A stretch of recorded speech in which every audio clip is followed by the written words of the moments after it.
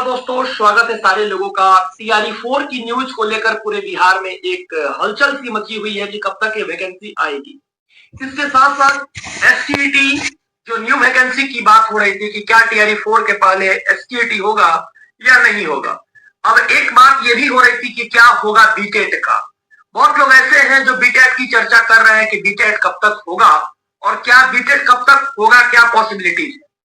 इसके साथ साथ बहुत लोग चर्चा कर रहे थे लाइब्रेरियन का, लाइब्रेरियन की वैकेंसी कब तक आएगी। यहां तक कि तमाम न्यूज चैनल्स और तमाम लोगों के द्वारा कोशिश भी की जा रही है कि 2008 के बाद ये बहाली नहीं आई है, ये कब तक आएगी।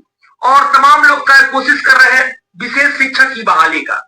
तो मैं बता देता हूं कि अभी तक जितनी सारी संभावनाएं थी, लोगों के द्वारा जो कहना था, बहुत लोग के द्वारा ये कोशिश भी रहा कि कब तक आएगी, क्या होगी, किस तरह से होगा। इन सारे पन्नों को आज खोलेंगे एक पर एक और सारे लोगों को हर एक बातों से रूबरू कराएंगे कि वैकेंसी कब तक आएगी।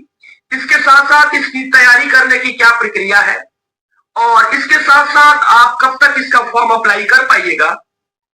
और जितने लोग इस वीडियो को देख रहे हैं, इस वीडियो को देखने के बाद ये सारी क्लियरिफिकेशन आपको मिल जाएगी। सबसे पहले आइए खोलते हैं एक एक पन्ने को, बिहार सरकार की उस यंत्र को जिस यंत्र के माध्यम से ये सारी वैकेंसी को पूरा की जाएगी। और आपको ये भी बता देते हैं कि बीपीएससी के माध्यम से कौन कौन सी एग्जामिनेशन होने वाली है। तो सबसे पहले आभार अभिनंदन, सबसे पहले सारे लोगों को दिल से प्रणाम करता हूं मैं। और सारे लोगों का जितने माता पिता हैं उनके बीते साल में जो भी हमसे गलती हुई होगी, सारे लोगों को नमस्कार, माफ कर दीजिएगा। और अपने माता जी को जरूर कहिएगा एक छोटा बच्चा के रूप में मुझे आशीर्वाद दे। और इसके साथ साथ ये भी कहेंगे कि उनसे भी मेरा प्रणाम एक भेंट दे दीजिएगा। साल का अंतिम समय आ गया है। तो इन सारी बातों को भूलकर अब आगे बढ़ते हैं और बात करते हैं वैकेंसी के ऊपर। सबसे पहले मैंने बताया एक एक पन्ने को खोलने के लिए। अब खोलते हैं सबसे पहला पन्ना, एसटीईटी पेपर 2 कब आएगी। मैं बता देता हूं कि देखिए अभी काउंसलिंग चल रही है। आप लोग को यह बात पता है कि सक्षमता टीचर की जो बहाली हुई थी, सक्षमता वाले लोग जो पास आउट हुए थे, उनके लिए एक स्लॉट हर एक जिला में दिया गया है। उस स्लॉट के अनुसार एक टाइम पीरियड के समय में सारी काउंसलिंग को जब तक कंप्लीट नहीं कर लिया जाएगा, तब तक ये एसटीईटी पेपर 2 का जो सिस्टम है वो सिस्टम दिख नहीं रहा है। और वो सिस्टम 5 से 7 दिन में काउंसलिंग कंप्लीट हो जाएगी। और काउंसलिंग कंप्लीट होने के बाद ही एसटीईटी या बीटेट दोनों एक ही सिस्टम कराएगी बिहार विद्यालय परीक्षा समिति, जिसका चेयरमैन आनंद किशोर जी है। और यही इन्हीं के माध्यम से दोनों एग्जाम होंगे, या तो बीटेट और एसटेट दोनों होगी। बीटेट मतलब होता है Bihar teacher eligibility test, STET मतलब होता है स्टेट टीचर एलिजिबिलिटी टेस्ट। तो ये जो दोनों है, बीटेट कहने का मतलब ये हुआ कि 1 से लेकर 8 तक का जो एग्जामिनेशन कराएगी सरकार अपनी, उसको बीटेट कहते हैं। और 11, 12, 9, 10 का जो एग्जाम कराएगी उसको स्टेट टीचर एलिजिबिलिटी टेस्ट कहते हैं। तो ये दोनों का क्लियरिफिकेशन बहुत लोग ऐसे हैं उनको बतानी पड़ रही है। बिहार से बाहर भी बहुत लोग ऐसे हैं जो वीडियो देखते हैं, इसलिए इसकी क्लियरिफिकेशन देना जरूरी था। इसके साथ साथ अब एक बात आती है लाइब्रेरियन की वैकेंसी की। लाइब्रेरियन की वैकेंसी आप देखे होंगे कि बीते दौर में टीआरई 1, टीआरई 2, टीआरई 3 की बहाली हुई। इस बहाली के बाद हर एक स्कूल में आपको पता होगा कि इस बहाली में लगभग पूरे बिहार में 76,000 समथिंग स्कूल है। इन सारे स्कूलों में बच्चों को देखरेख करने के लिए किताब, कॉपी और प्रतिलिपि की जितनी सारी रख रखाव करने के लिए उनको एक माध्यम के रूप में लाइब्रेरियन की बहाली होती है कि सारे बच्चों को किताब मुहैया करवाया जाए। और सरकार की जो स्कीम रहती है उस स्कीम के तहत हर एक स्कूल में जो विद्यालय की लाइब्रेरी होती है उसमें शिक्षकों को बहाल किया जाए।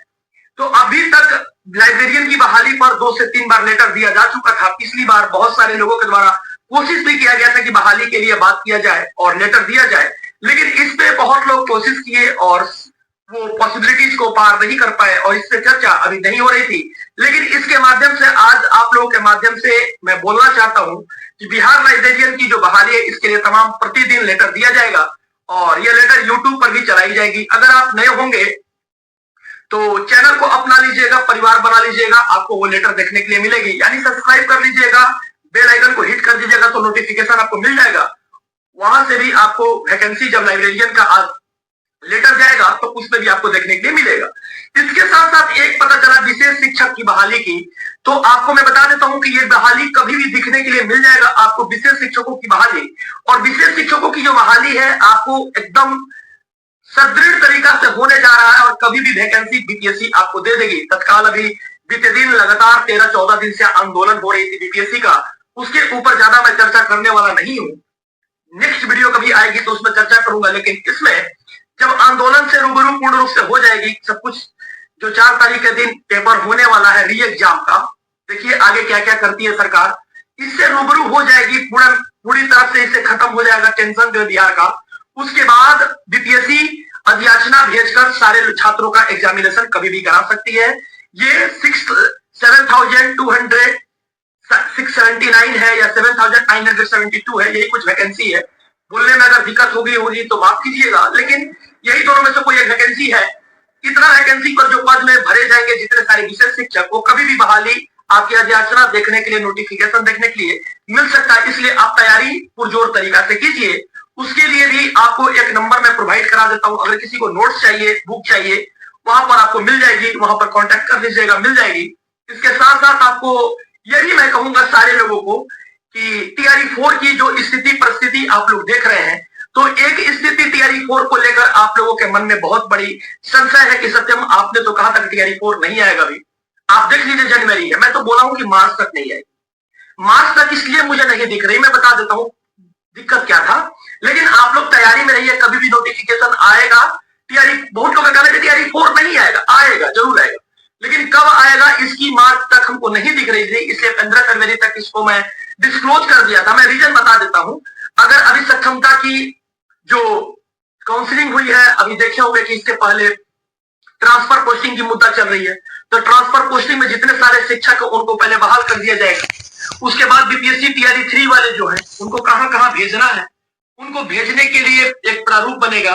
पूरे बिहार के 38 जिला में जो डीओ ऑफिस है, वहां से किस जगह पर कहां पर शिक्षकों की कमी है, वहां पर उस लेटर को निकाला जाएगा, देखा जाएगा, और जो शिक्षक बहाल हुए हैं उनको उन सारी स्कूलों में भेजी जाएगी।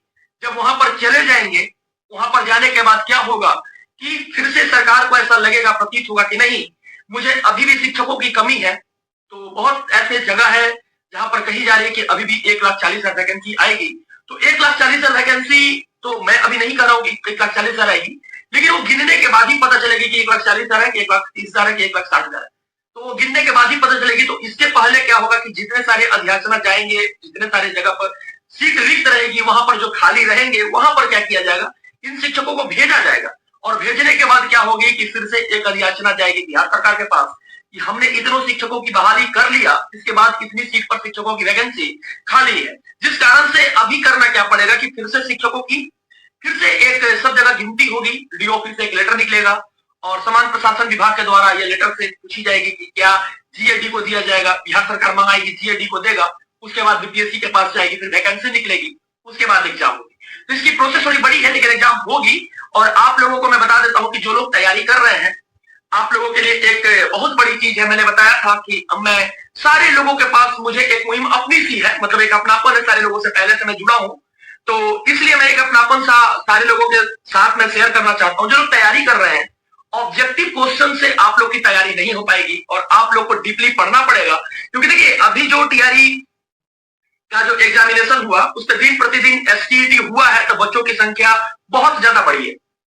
चाहे वो 9th 10th 11th 12th हो, आपने देखा होगा बीते दिन 9th 10th में, 11th 12th में, 9th 10th में तो खासकर कटअप जो मैथमेटिक्स का देखा, और भी सारे कैटेगरीज में आपने देखा होगा तो जनरल का जो कटअप था बहुत हाई था। तो उसके अनुसार आपको पढ़नी पड़ेगी, क्योंकि इस बार जो क्वालिफिकेशन में एसटीईटी हुआ था उसमें बहुत बच्चे के द्वारा रिजल्ट आया, 75%, 70-75% रिजल्ट आया है। जो आप लोग देखे भी है, जितना बच्चा भरा है उतना लगभग रिजल्ट आया है।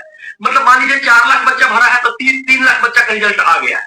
तो उन लोग भी लगे हुए हैं, मेहनत कर रहे हैं। जिसको नोट्स चाहिए है उससे एक बार मैसेज कीजिएगा, वहां पर बात किया जाएगा और नोट्स भी दिया जाएगा। और दूसरी चीज ये है कि बहुत लोगों का मानना ये है कि जो लोग अपने स्तर से कह रहे हैं कि नहीं सत्यम अब क्या होगा, आप लोग तैयारी में लगे रहिए, क्योंकि दिन प्रतिदिन 365 दिन भी अगर गुजारना होगा, कब निकल जाएगा पता ही नहीं चलेगा। और ये दौर ऐसी है कि हर एक बच्चों को अपने एजुकेशन के लिए कुछ अलग करना ही पड़ेगा, और अलग करने के लिए आपको मेहनत करना ही पड़ेगा। ये चीज जेन्युइन है। और आपकी जो भी वैकेंसी से रिलेटेड है, चाहे एज रिलैक्सेशन है, एज रिलैक्सेशन पर भी एक वीडियो बन जाएगी, और 82 नंबर पे जो सीटैट है इसका भी एक वीडियो बन जाएगा, और भी एनआईएस कैंडिडेटों की जो बात चल रही थी कोर्ट केस में, इसका भी वीडियो बन जाएगा। लेकिन ये मैटर जो थी उसको मैं डिस्क्लोज करने का कोशिश किया, और क्या मुझे लेटर सचिवालय में लगातार जाकर देना चाहिए कि नहीं देना चाहिए, आप लोग कमेंट बॉक्स में जरूर इस बात को लिखिएगा। इसके साथ साथ मैं ये कहूंगा कि बीते दौर में जितनी सारी बातें हुई थी उससे ऊपर उठकर अब आगे बढ़िए। नई साल आ रही है, सारे माताओं को, जितने सारे पिताजी हैं, माताजी हैं, उन सारे को मेरे तरफ से नमस्कार जरूर भेंट कीजिएगा, और अपने भाई की तरफ से जरूर कहिएगा कि पटना वाला भाई भी प्रणाम किया है आपको, और आगे एक बढ़ने का एक आशीर्वाद चाहिए, क्योंकि सबके आशीर्वाद से ही सब कुछ चलता है।